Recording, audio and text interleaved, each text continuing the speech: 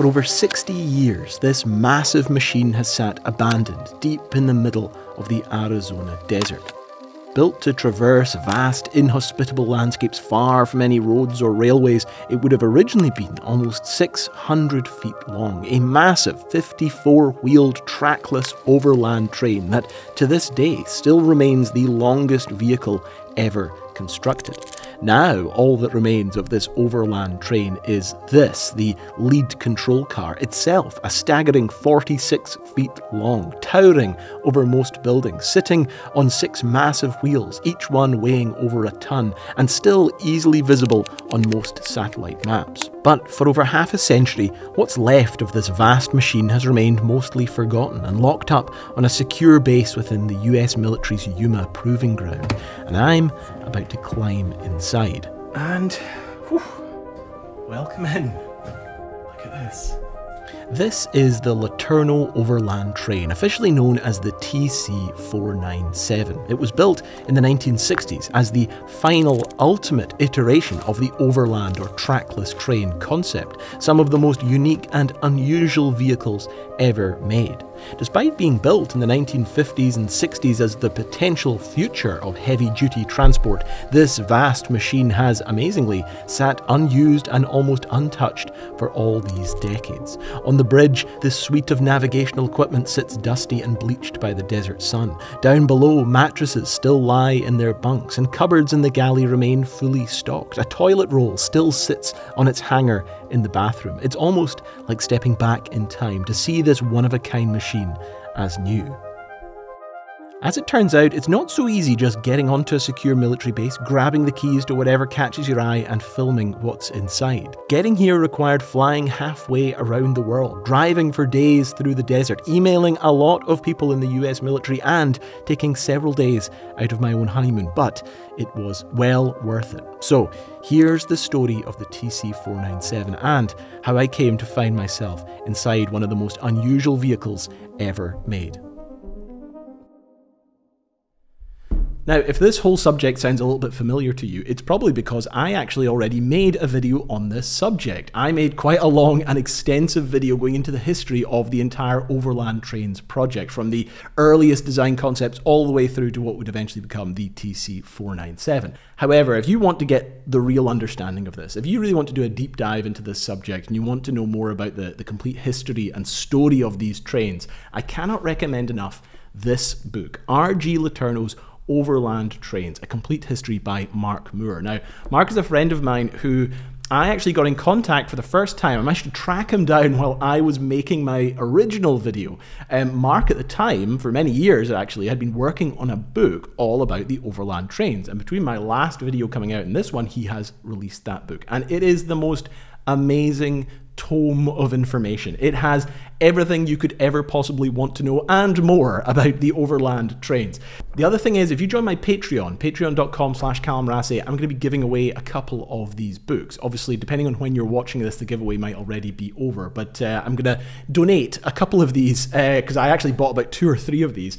So the first Tourneau trains were the original Tourneau train and the VC-12 Tourneau train. Look quite similar in their designs, built around 1953. Think of it a little bit as a proof of concept. Later on though, we get to the Alaska Freight Line's Snow Freighter. Now, the Snow Freighter, you can actually see some design concepts here. It looks a little bit like a Wish.com version of the TC-497. It's a slightly less refined design.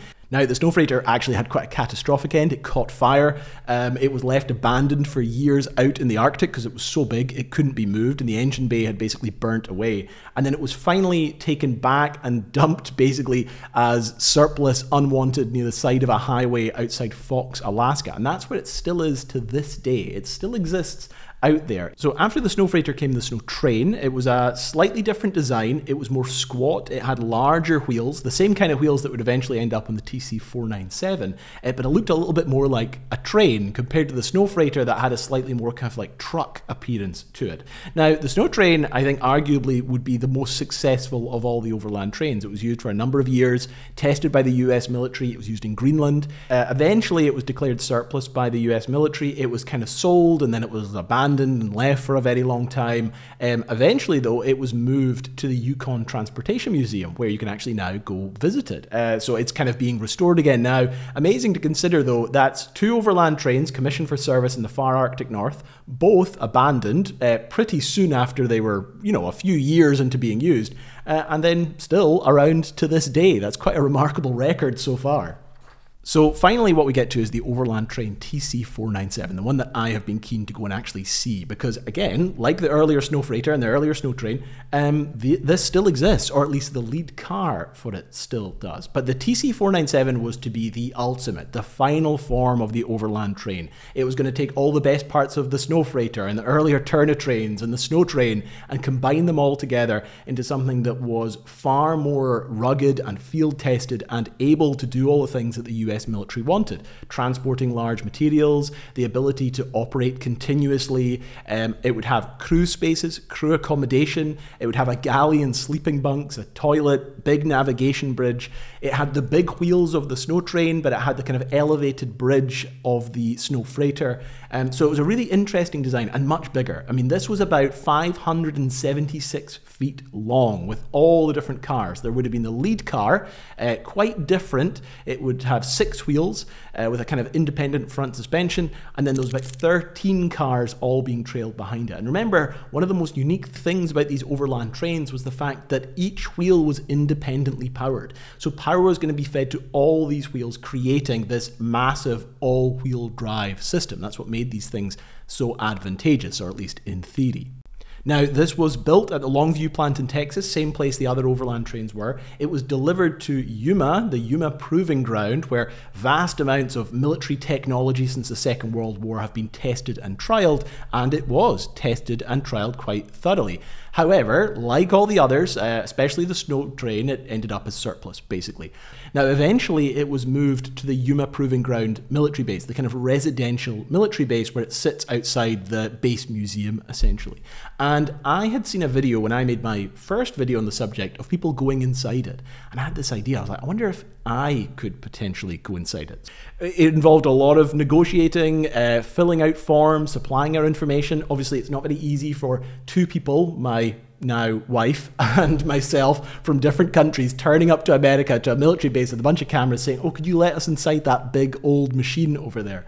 But in January, we flew out to America, rented a car in San Francisco, drove from San Francisco down to San Diego, across from San Diego to Yuma, and then through the desert and onto the base. After all those years of studying this thing, poring over diagrams and photos, we were now driving through this base and I was about to see the Overland Train, the TC-497.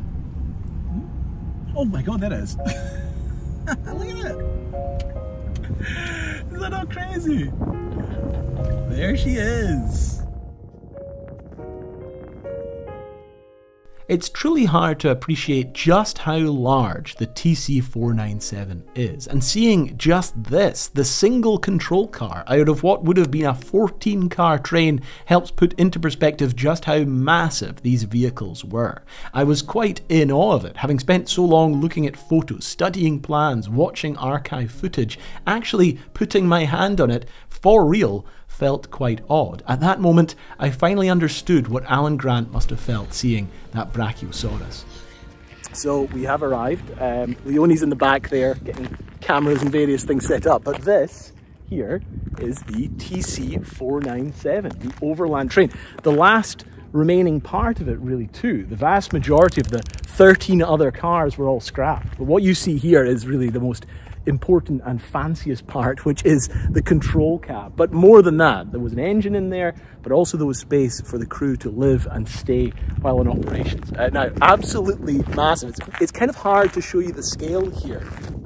The massive Firestone 48 by 68 tyres, each one over 10 feet tall, are some of the first things you'll notice about the train. While they may be cracked from age and their time baking in the hot desert sun, they remain as impressive as ever, with their distinctive arrow treads pointing inwards and the branding still visible on each tyre. Now, one of the most distinctive parts of the LeTourneau Overland Trains were actually found at the centre of these wheels. You can see it here.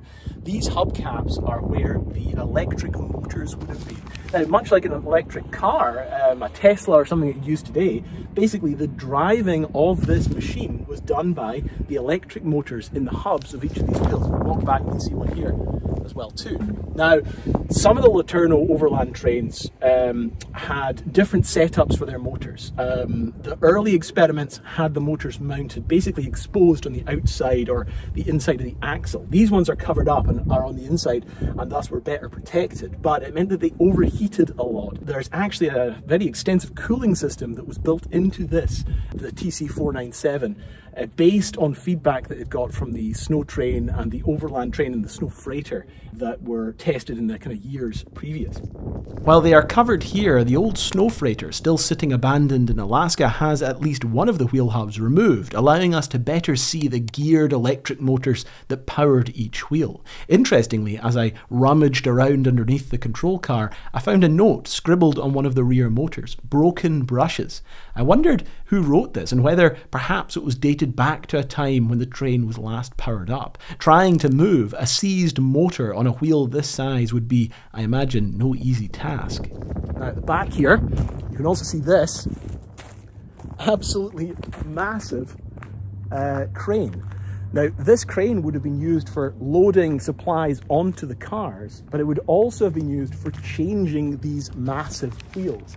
And you can actually see on the insides of these wheels here, you've got these little hooks. Now, those would have been for attaching snow chains, but they would have also been used for loading and lowering and lifting these absolutely massive wheels. So this motor here, you can actually see motors attached to the crane, was enough to lift these absolutely massive wheels.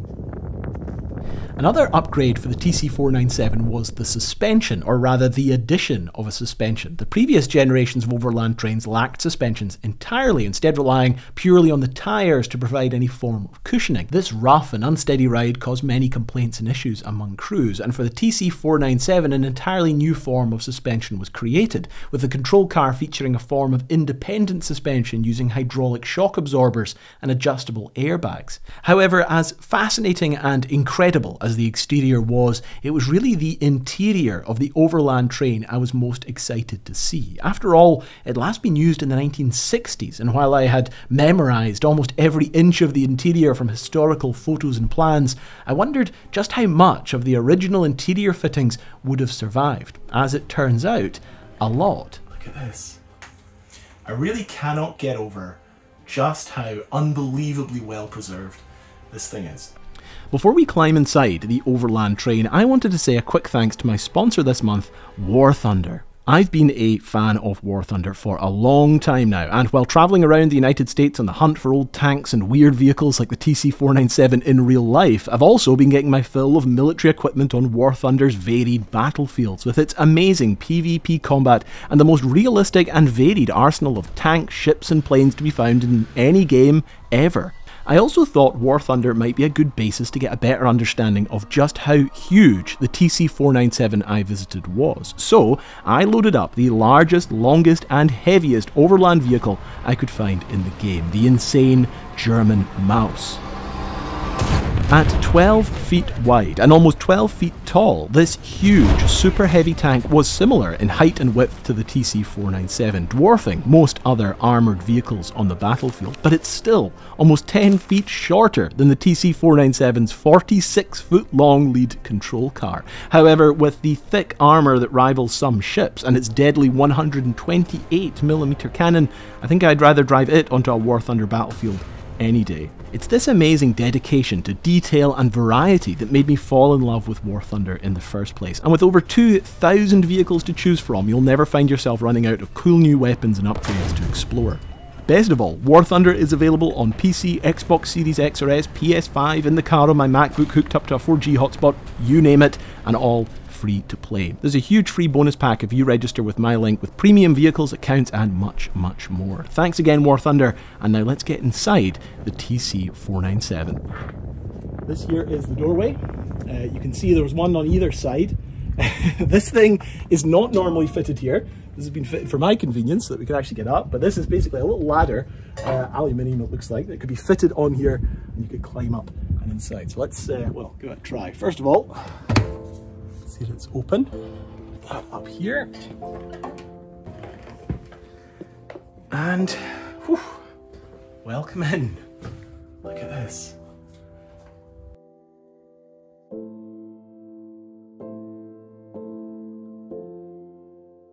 Climbing inside, it was amazing to find the interior in almost pristine condition, almost as if it had been stuck in time from the day it was locked up in the 1960s. It was almost eerie, being in the exact same place that the Life magazine photo shoot had occurred and been taken all those years ago, but with almost every feature and fitting completely untouched. So, first of all, in our little tour, the kitchenette, right next to the door. As I mentioned, there's two doors. There's one here, and there's actually one through that little cupboard there. But this little kitchenette area, you can see we've got the General Chief. This is actually a sink, hob, oven, and fridge freezer. If we open this up, you can see there. Isn't that amazing? It's just like what you'd find in a, I don't know, a regular house these days. Or maybe more like an RV or a Winnebago or a heli home for that matter. On this side, there's your oven. Quite well stocked. All the original equipment in there as well too. And you can see all your little heating. You've got all the controls for the hob here. You've got the settings here for this Robert Shaw cooker, broil, temperature settings. You've got a double sink, pretty impressive. This lovely butcher block piece of wood, which I think is absolutely gorgeous. You can even see marks that people have obviously been using it over the years. You've got some probably original kitchen roll here. And then all these little storage cupboards next to an extractor fan as well. So this was a pretty well set up interior. It reminds me a lot of what you would find in like a classic motorhome or camper van or something like that. You've got some storage bins here, lockers on either side. I mentioned the central air conditioning. You can actually see that up here. You've got the vents that were coming out. It goes all the way to the control cabinet. It goes all the way back as well too.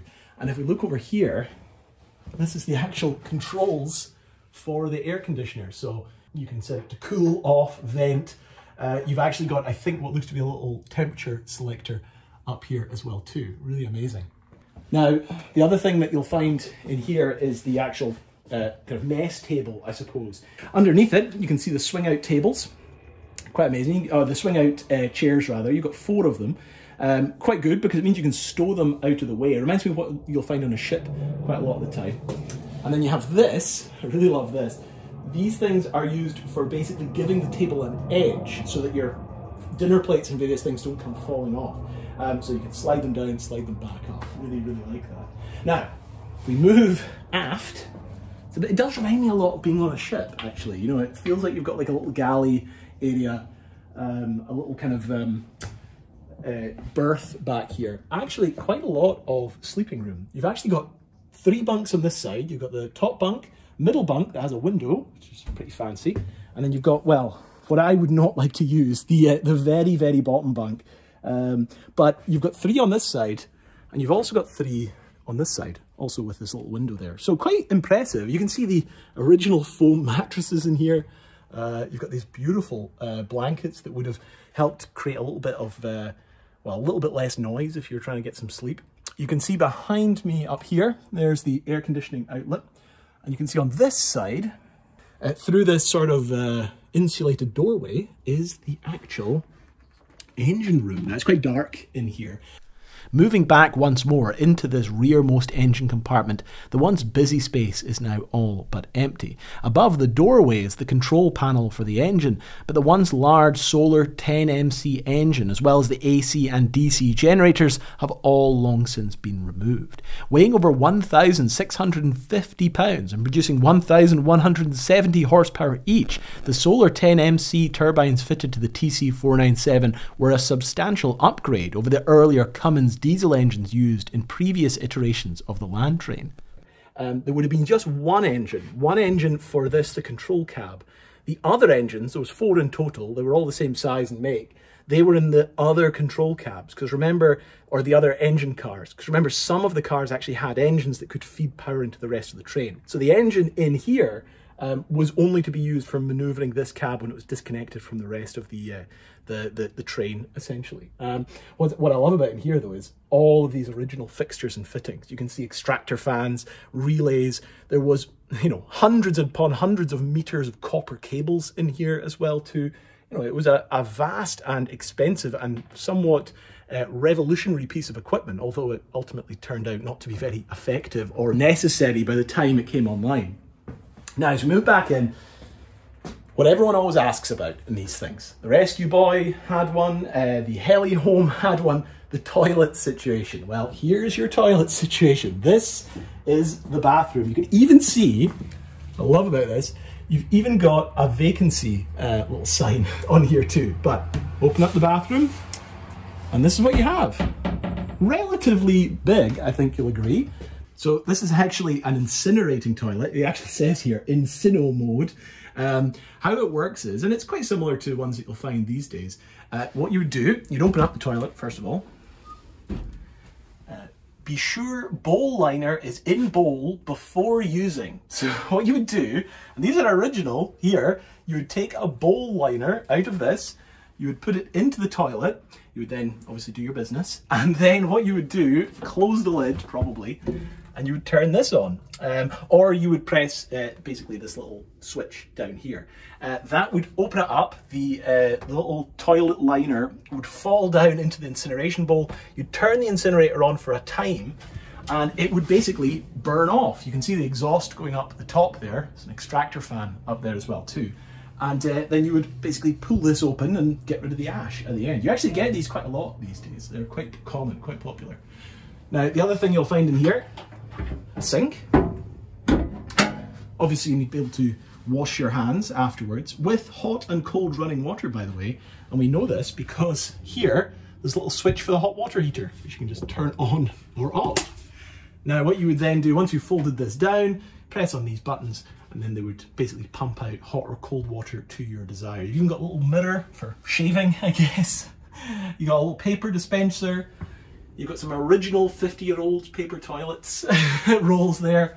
And yeah, quite amazing. Absolutely beautiful. I think it's a very fancy toilet, to be honest. Now, the bit I'm sure you've all been waiting for, which is the control cab up here. So from this central area, the little mess, essentially, what you do is you walk up this stairway and into the control cab. And well, let's go. So go this way. Ugh. And this is it. The control cab of the TC-497. I really can't believe I'm actually here saying that. And look at this. It is all original and it is all still here in remarkably good condition, considering the heat. We're in the middle of the desert, so, you know, obviously things have kind of worn and broken and been a bit bleached by the sun, but it is amazingly well preserved. You've got 4 seats. You would have, I imagine, commander, navigator, driver, and then you've got another, basically like a jump seat for someone else in here. A few things. You've got personnel heaters that were supplied. I believe these personnel heaters are ones that were used in other army vehicles at the time.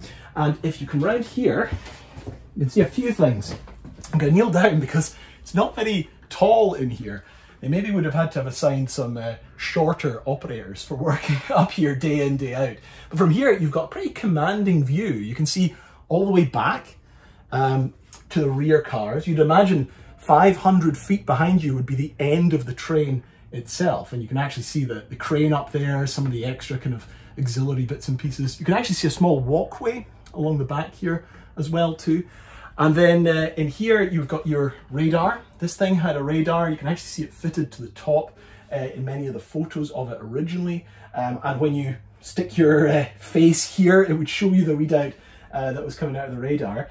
Along here you've got the controls, and quite amazing. You've got your original controls as you would have found in most LeTourneau Overland trains and most LeTourneau products for that matter. They all worked in a similar way because they were all driven in a similar way with this electric traction wheel, essentially. While the TC-497 was the most advanced of the overland trains, its operation was similar to most other LeTourneau inventions. The driver of the vehicle manned a potentiometer, which could be turned clockwise to increase the power and create forward momentum. Turning it counterclockwise would make the train slow down or reverse. Much like a modern electric car, the TC-497 could employ regenerative braking, which would essentially turn the motors in each wheel into generators, creating both resistance to slow the vehicles and generating excess electricity. Alongside the regenerative brakes, each wheel also contained multiple disc brakes, as well as an anti-jackknifing braking system. This would help prevent a potentially catastrophic jackknifing situation similar to what doomed the snow freighter in Alaska. This dynamic braking system could be used to slow the rearmost cars, which helped create a constant tension at the tail of the train and helped stop the long stretch of cars from bunching up. The bridge was an incredible space, and it's amazing to consider the skill and engineering that went into this huge machine, just a small part of the complete full-size train that would only be tested for a few years before it was ultimately mothballed. On the rev counter on the dashboard, I spotted a number, 8,894. Could this be miles covered, hours run? One report indicates that the TC-497 went through 500 hours of testing, but for a project that cost at least $1.5 million for the construction and fitting out alone, well over $15 million in today's money, you have to wonder just how much money went into secret and ultimately fruitless experiments such as this one. Oops. But yeah, there's not really much space. It is truly mind-blowing being here. I can't quite believe a year a bit ago I published a video about the overland trains, and little did I know in about a year's time I would be out here actually seeing it, visiting it for the first time. It's amazing. It's truly amazing. I can't quite believe I actually made it here, but yeah, it's crazy to think as well. This is what they would have seen, not, you know, it's a time capsule. Not much really has changed up here. It's actually been restored back to how it would have looked basically at the time. And you can imagine navigating over these Yuma deserts, you know, in front of you, the gigantic wastelands of, you know, tumbleweeds and dust and ruts, and moving this really kind of quiet machine, because it wouldn't have made much noise as it kind of navigated over the dunes. Must have been amazing. I quite like the trucker style mirrors that they have out there as well too. So yeah, really, really incredible. So yeah, quite something. A great honor. And thank you very much, guys, because it's your support and it's you guys watching these videos that has basically allowed me to come out here and see this. If it wasn't for you guys liking the videos and watching them and supporting my work, I wouldn't be able to come out here and do this and be one of the few people who's ever got a chance to actually see this in real life. So yeah, thanks very much. One of the things that I didn't have as much time to talk about when I was there on site in the TC-497 was the power source that they planned on using. Now, I did mention that they used turbines, solar 10MC turbines, I believe, one in the control car and then 3 at the back spread between 2 power cars, as they called them. But originally, the early concept designs for the TC-497 involved using a nuclear reactor to provide the power for the overland train.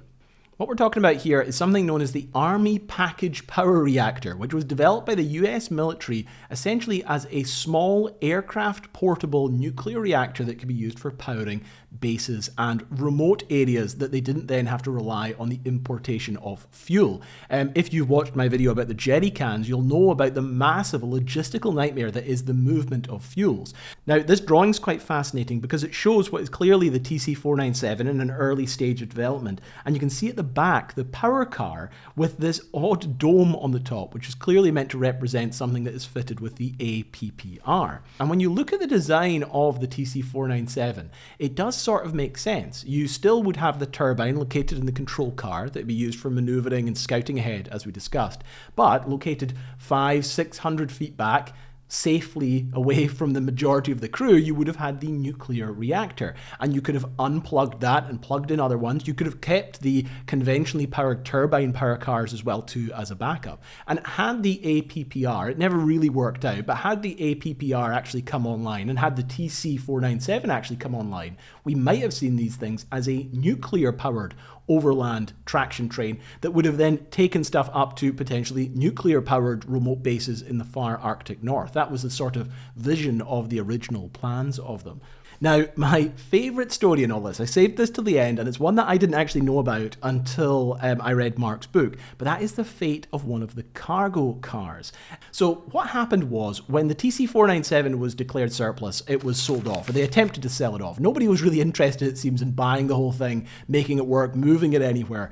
What happened was it essentially stayed in Yuma, and it was parted out. The turbines were sold off, the rear cars, the power cars, were scrapped for the aluminium, but one of the cargo cars ended up becoming this amazing thing called the Gold Dredger. They basically took a cargo car, they then built an elevated platform on it and put essentially a sort of control cab. There's actually photos here of the plans and the exterior and the interior controls as well too. And what they used it for was in Nome, Alaska, on the beaches where there was presumably gold that could be dredged. They would drive this thing into the water, dredge up the gold, and then sift through it essentially for their gold. Now, Mark tracks the history of this thing. There's stories and photos of it, but up until 2011, there was footage of kind of the remains of this thing being pulled out of the water where it used to operate. And it is still somewhat functional, somewhat together. And it's amazing to think, it looks like that's probably the most used piece of equipment that ever came from this LeTourneau Overland Trains project. And I think, to be honest, it could do with a video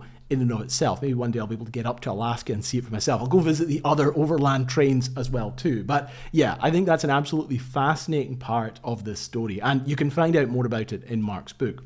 Now, finally, one of the things you probably noticed during my tour was the fact that the interior of the TC-497 was immaculate. It was absolutely beautiful. It looked like we were stepping back in time.